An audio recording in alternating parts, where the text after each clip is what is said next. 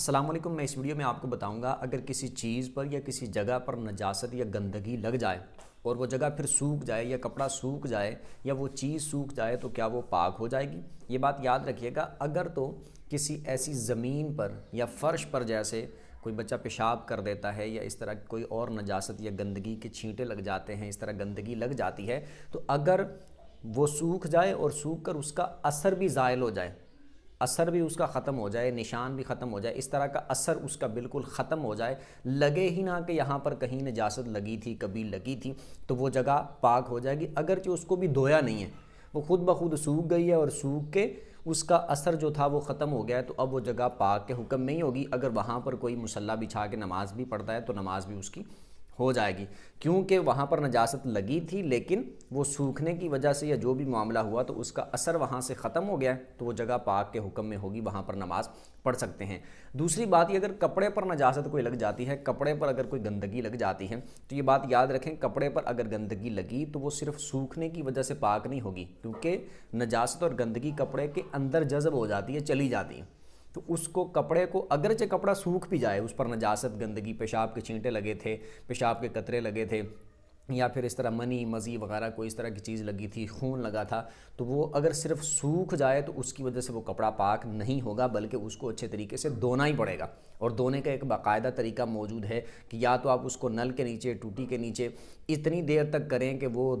پانی اس میں سے گزرتا رہے، اور جب آپ کو غالب گمان ہو جائے کہ اب نجاست اس میں سے نکل گئی ہوگی، اور اس کو تھوڑا مل بھی لیں ساتھ، جب غالب گمان ہو جائے کہ نجاست نکل گئی ہوگی تو کپڑا پاک ہو جائے گا۔ یا پھر آپ اس کو ایک بار پہلے نل کے نیچے کریں، پانی جب اس میں سے گزرنا شروع ہو پھر آپ نل کو بند کر کے تو اس کو اچھے طریقے سے نچوڑ لیں، پھر دوسری بار اسی طرح کریں، اچھے طریقے سے نچوڑ لیں، پھر تیسری بار اسی طرح نل کے نیچے کر کے اچھے طریقے سے نچوڑ لیں، تو کپڑا آپ کا پاک ہو جائے گا۔ یا کسی بالٹی کے اندر، ٹب کے اندر ڈال کے اوپر سے نل کھول دیں اور اس کو پانی کے اندر ڈبو کے رکھیں اور سائڈوں سے پانی باہر گرتا رہے، تو جب آپ کو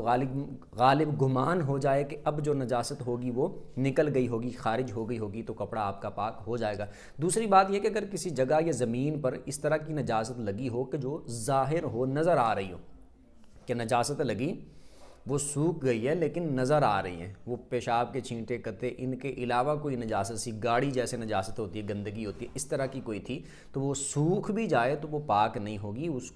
اس کا اثر زائل کرنا پڑے گا، اس کو دھونا پڑے گا، اس کو ہٹانا پڑے گا، پاک کرنا پڑے گا، پھر وہ پاک ہو جائے گی۔ یعنی اگر کسی چیز پر لگی ہے، اس کو کھروچا جا سکتا ہے، جیسے اوپر سے ہٹایا جا سکتا ہے، رگڑا جا سکتا ہے، وہ اوپر سے کھروچ کے اس کا اثر نکالا جا سکتا ہے، ہٹایا جا سکتا ہے، اس طرح کا معاملہ اگر ہو تو اس کو کھروچ کے ہٹا کے اس کو جگہ کو پاک کر دیں گے تو وہ جگہ پاک ہو جائے گی۔ اسی طرح کپڑے پر اگر اس طرح منی لگ جائے، وہ گاڑی ہو اور وہ اوپر ہو، تو وہ جب سوکھ جائے تو اس کو اوپر سے اس طرح رگڑنے سے کھرچ دیں گے تو وہ کپڑا پاک ہو جائے گا۔ باقی بہتر ہے آپ اس کو بعد میں، چونکہ پانی والی سہولت ہمارے ہاں عام ہے، موجود ہے، تو پانی سے بھی آپ بہتر ہے اس کو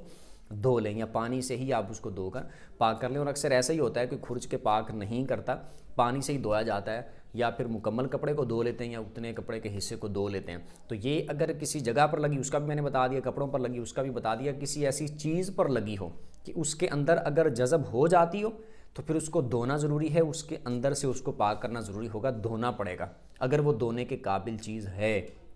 اور دھونے کے قابل تو ہے لیکن اس کو نچوڑا نہیں جا سکتا، جیسے قالین اس طرح کی کوئی چیز ہے، تو پھر آپ اس کو لٹکا دیں دیوار کے ساتھ یا کسی بلند جگہ پہ، اس طرح کر کے کسی چیز کے ساتھ اس کو لٹکا دیں کہ اس سے پانی ٹپکتا رہے، یعنی پانی آپ اس پر بہانا شروع کریں، لٹکا کے چاہے بہانا شروع کر دیں، یا پہلے پانی اوپر بہا دیں، اس کو دھو دیں اچھے طریقے سے، پھر لٹکا دیں،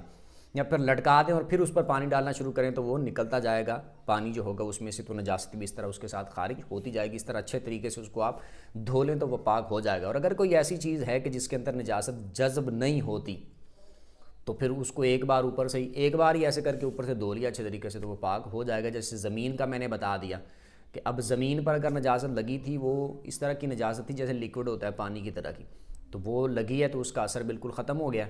تو وہ پاک ہو جائے گی۔ دوسری بھی نجاست لگی تھی لیکن وہ وہاں سے ہٹ گئی ہے، اس کو پانی سے نہیں دھویا، وہاں سے ہٹ گئی ہے، ہٹا دی گئی ہے، اور اس کا اثر بھی وہاں سے زائل ہو گیا ہے، تو وہ جگہ پاک ہو جائے گی، وہاں پر نماز بھی پڑھ سکتے ہیں۔ امید کرتا ہوں اچھے طریقے سے سمجھ آ گئی ہوگی۔ پھر بھی اس میں سے اگر کوئی بات آپ کو سمجھ نہ آئی ہو تو کمنٹ میں اپنا سوال پوچھ سکتے ہیں۔ ویڈیو جس کو اچھی لگی ہو ویڈیو کو لائک کر دیں، چینل کو سبسکرائب کر دیں، بیل آئیکن پر پریس کر دیں تاکہ جو بھی دینی مسائل پر ویڈیو اپلوڈ ہو اس کا نوٹیفیکیشن آپ کو مل جایا کرے۔ اگلی ویڈیو تک کے لیے اجازت دیجیے، اللہ حافظ۔